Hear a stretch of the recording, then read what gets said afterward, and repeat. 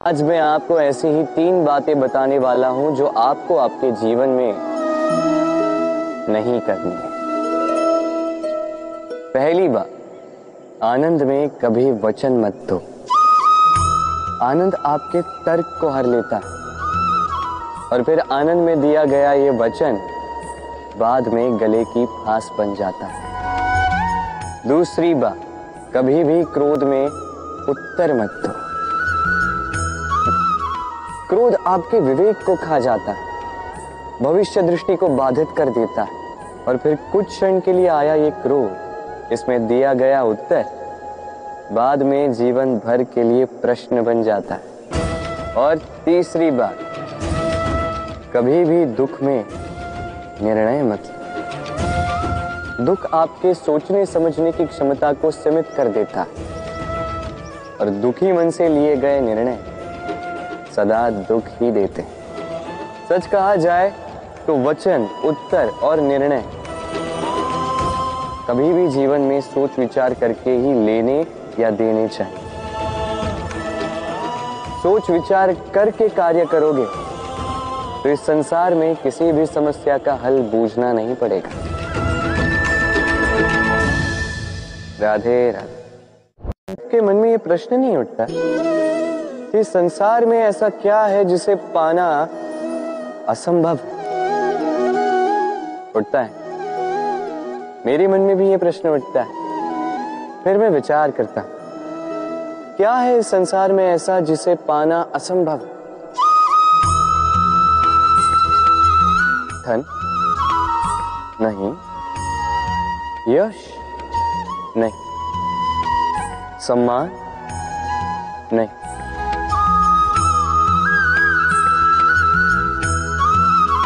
प्रेम नहीं। तो फिर क्या है ऐसा जिसे पाना असंभव? विचार कीजिए।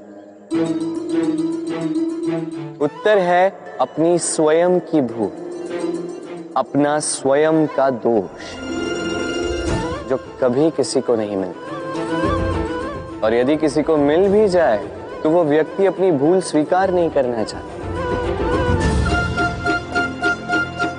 किंतु जो व्यक्ति अपनी भूल स्वीकार करता है, अपना दोष स्वीकार करता है,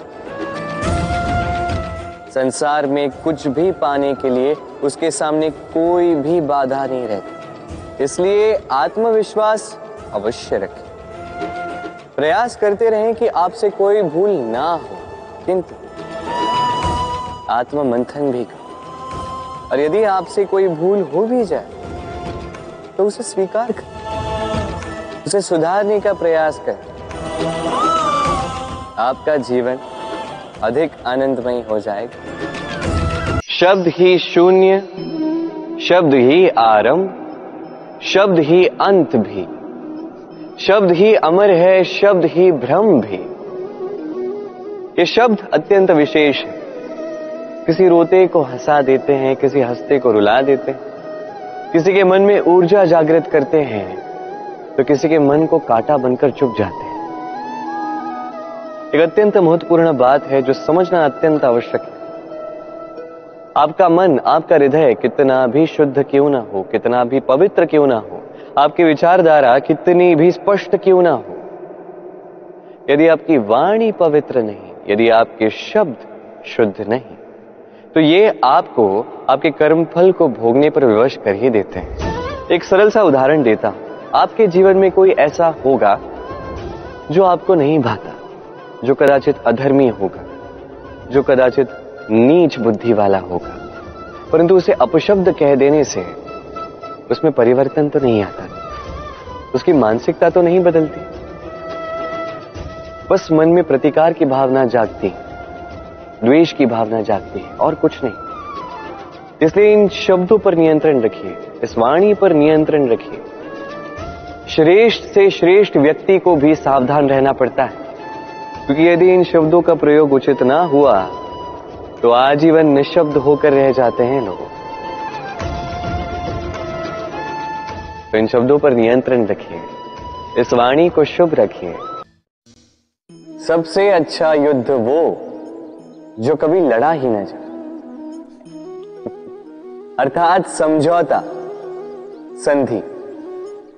हर आवश्यक परिस्थिति में शुभ होता है अपने से शक्तिशाली से समझौता करने वाला, विद्वान, अपने बराबरी वालों से समझौता करने वाला, गुणवान, और अपने से दुर्बल से हाथ मिलाने वाला, दयावान। एक युद्ध आपको कई सारे शत्रु दे सकता है, किंतु एक समझौता आपको एक मित्र दे सकता है। इसलिए मुट्ठी तभी थामिए जब युद्ध को टालना असंभव हो जाए, अन्यथा हाथ बढ़ाकर मिलाइए, क्योंकि मिलने में सुख है, जलने में नहीं। राधे राधे। गिरने में कोई आपत्ति नहीं है, बस गिरो तो उस बूंद की भांति जो इस संसार को नया जीवन देती, और उस उठने में भी कोई अच्छाई नहीं जिसमें किसी और के कांधों पर पाप रखकर उठा जाए। अपने अस्तित्व को खोने में कोई बुराई नहीं, और उस बीज की भांति जो एक नए वृक्ष को अस्तित्व में लाता है, परंतु उस अस्तित्व को बनाने का भी क्या लाभ जो किसी और के स्वप्न को बिखेर कर बने।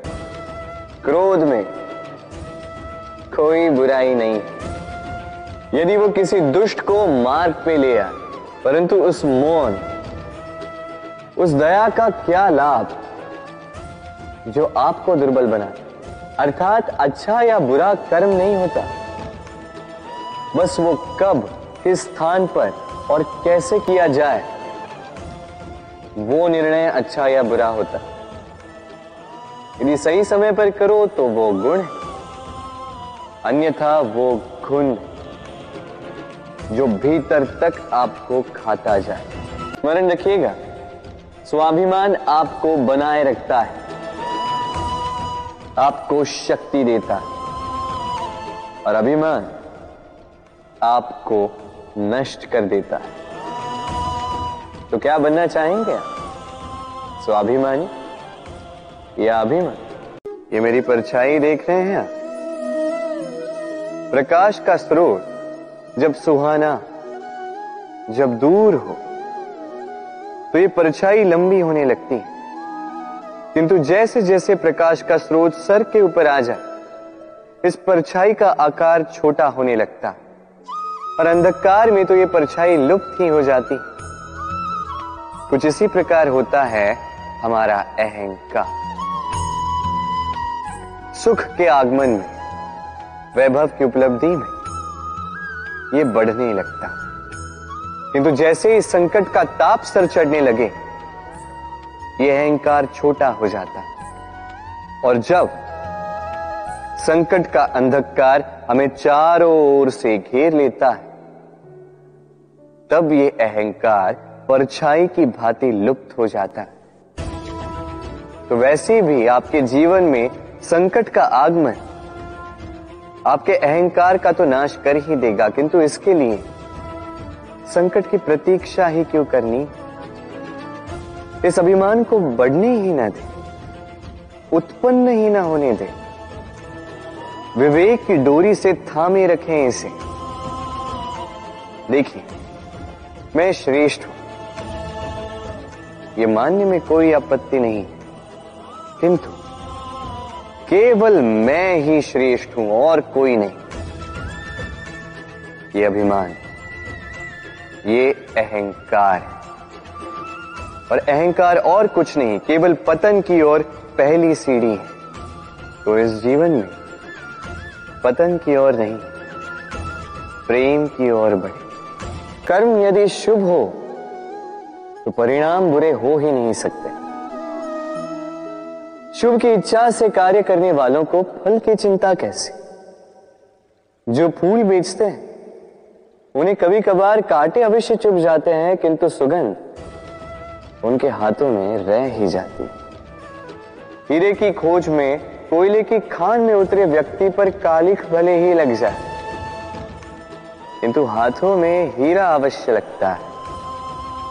इसलिए शुभ भावना से कर्म कीजिए, परिणाम भी शुभ ही होंगे। तो प्रेम से राधे राधे।